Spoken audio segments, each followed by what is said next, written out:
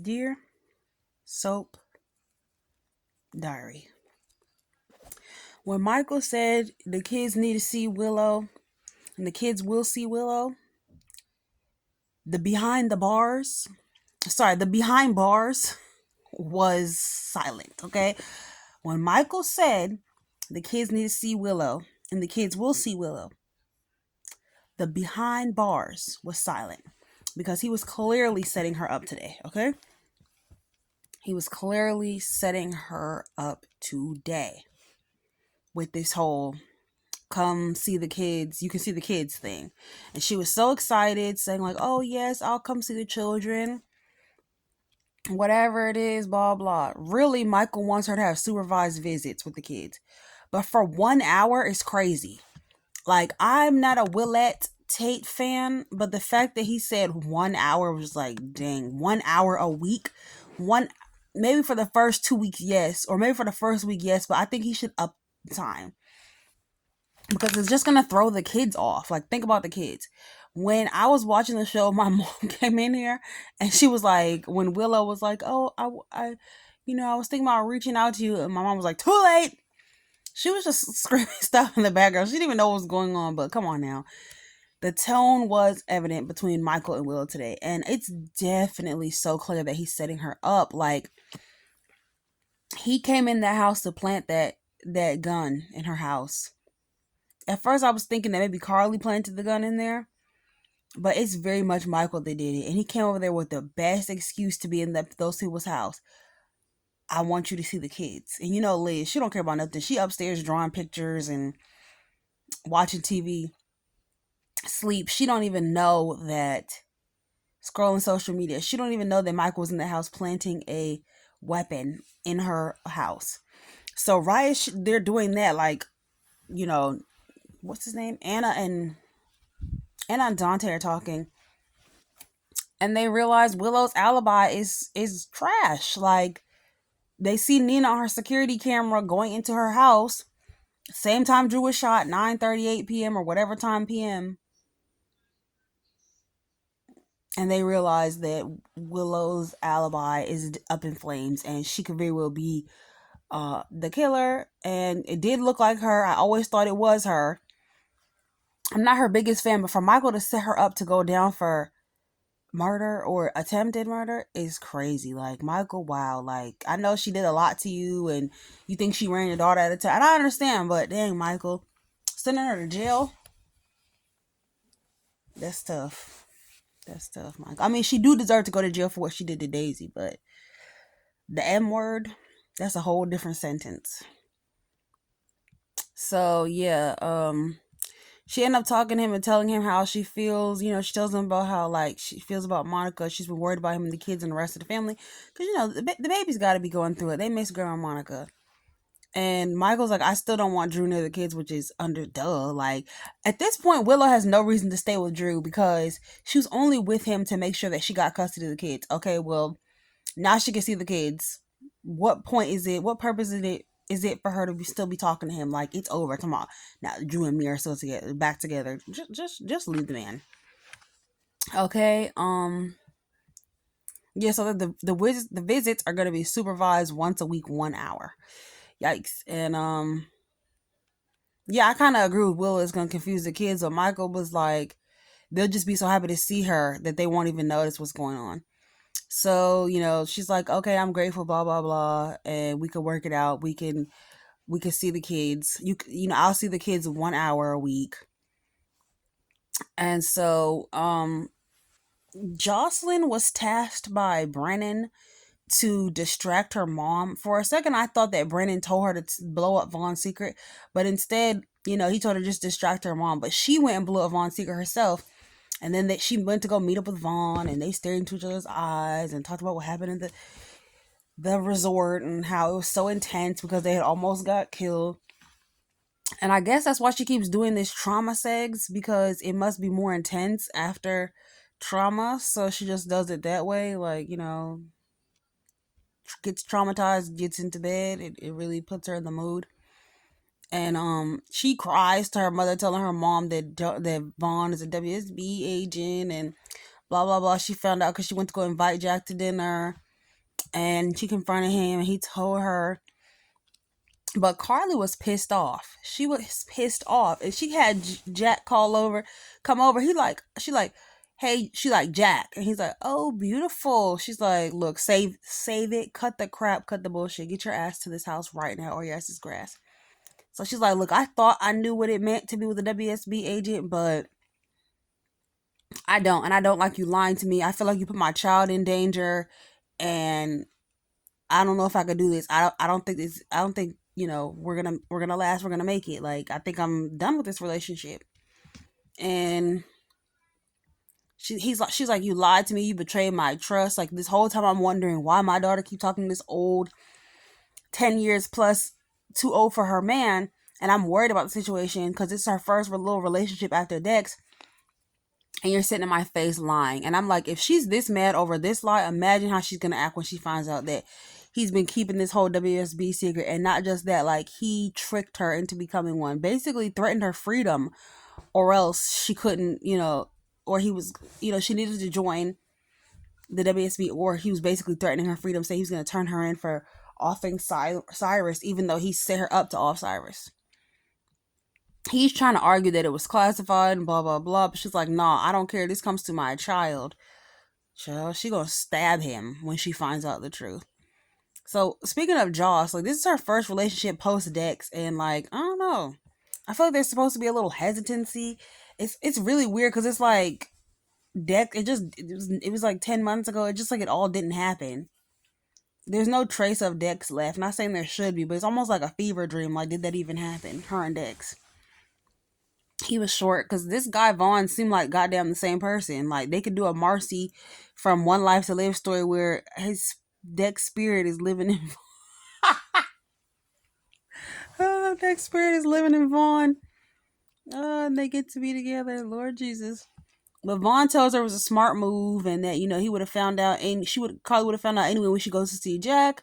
But he wished that she hadn't said anything because it would give him the element of surprise. They talk about how intense doing sex is after trauma, and then they kiss, and it actually looks like Vaughn's about to cry and stuff like that. Britt tries to talk to Nathan, and I really wish they could have got a conversation. So we don't know what's gonna happen with Joss and the guy, and honestly, we don't care. I'm here to tell you right now, we don't care. So, so Britt has a conversation with Nathan, and I was actually very excited to see where the conversation went, but of course they got interrupted. I mean, I do believe Nathan in a sense that he doesn't know what's going on, but somebody knows what's going on, and Spinelli implied it today. He thinks it's Britt. He thinks Britt, know what's going on. So after Britt leaves, and her and Nathan agree to meet up and talk things over a bit more because they really haven't had a chance to talk. I still feel like Britt knows more than she's saying, and she's hiding something. So, yeah. So Spinelli comes back to talk to Nathan about James and Maxie and about being a father, and he admits to still loving Maxie. He's like, I know it's been a long time for y'all, but for me, it's yesterday, and I still feel like Maxie's my wife. Right then and there, Spinelli realized that legally, Maxie is still his wife. That's Maxie's man, okay? And Spinelli, you and her relationship is over. I don't even know why they thought this. I don't know if they think this is gonna be some viable triangle. We know good and well Maxie's gonna go running right back to Nathan because her life has been shit since his death, or since he disappeared. Her life fell apart after. She just making bonehead decision after bonehead decision, and she just got her stuff back right. Being with deception, get her money up, getting a house, having Spinelli play daddy to all her fatherless children, because all her baby daddy was dead at one point, and Spinelli feels threatened a bit because he was the baby daddy, because he was the de facto baby daddy, because all the other baby daddies had passed away, and now he has to find out that there's more, there's another father, so he loses that place, and he's also losing ground with Maxie, even though she's not even awake, because Nathan is where her heart is. That's who she loves. So she's definitely gonna leave Nathan. She's definitely gonna leave Spinelli for Nathan, and Spinelli's starting to realize that, as you can see that yeah, he's on borrowed time right now. He thought he was gonna marry Maxie. Excuse me. excuse me, he thought he was gonna marry Maxie as soon as she woke up, but yeah, that's not happening because my sister is already married. Um, yeah, so they agree to be on the same page and that James needs a consistent person in his life, not no in and out person, especially after his mother being in that hospital bed in Massachusetts or whatever, Boston, and yeah, so Brennan's ass is grass. But they're still trying to figure out who. Oh, we're gonna go to Carl. No, not Carl. Yeah, we're gonna go to Kelly Tebow. Kelly Tebow. We're gonna go to Britt. She's having a conversation with Jason, and she's like, "Get Spinelli off my back," and he's like, "I need to know more." And they need to just let the two of them be together because this push and pull isn't really working. Because she's more, it's more push than pull because she's being so mean to him and the way she talks to him and stuff. It's like we're losing their chemistry. She's already taller than him in those little short shoes, and he's trying his best. He's like, I would do anything to protect you. And she's like, I need to be first in your life or else, because we can't keep doing this. Like, you keep drawing me in. Girl, just let it be what it is. Like, honestly, they should have let them reunite in bed, do segs in the Five Poppies. And then after that, she pull away from him. We just kind of needed that moment where when everything and the emotions were high and it was still fresh to kind of like, renew that chemistry. Remind us what we've been missing. Remind us what we used to like about this couple because it's been so many years since we've got to even see them together. So yeah, we needed that moment. They didn't give it to us. So we see them have this argument back and forth, and she's like, put me first or stay out of my way. Jason was like, look, I didn't even know I was in your way. So he's like, but I'll do everything I can for you. She's like, look, that's one of your classic non-answers. Like, you never really answer the question. Like, it's really a yes or no. So I guess they're at an impasse right now in their so-called relationship. They need to just get it together or get lost because at this point they're losing ground with the audience and the chemistry is waning. What else? What else? What else? Yeah, Anna and Dante are trying to figure out, what happened to Drew. Like, who shot him? They know it's Edward's gun. They know they messed up the warrant, but she wants Dante's opinion on who did it. And Dante's gonna sit with them like, I don't think Michael did it. Blah blah blah.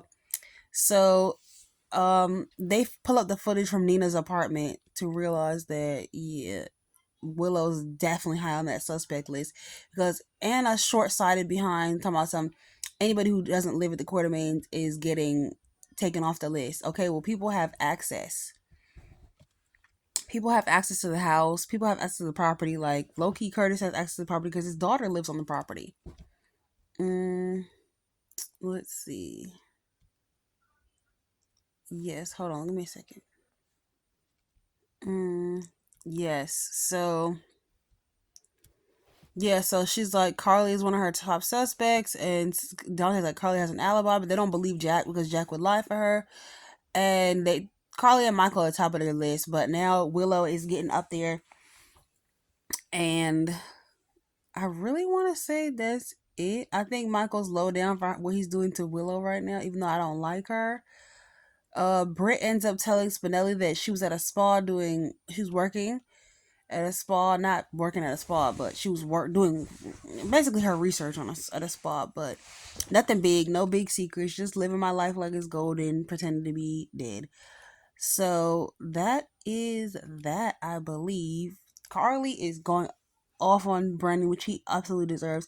I'm not feeling the Brennan actor. He's just so dry and weird, no charisma, just plain and just there.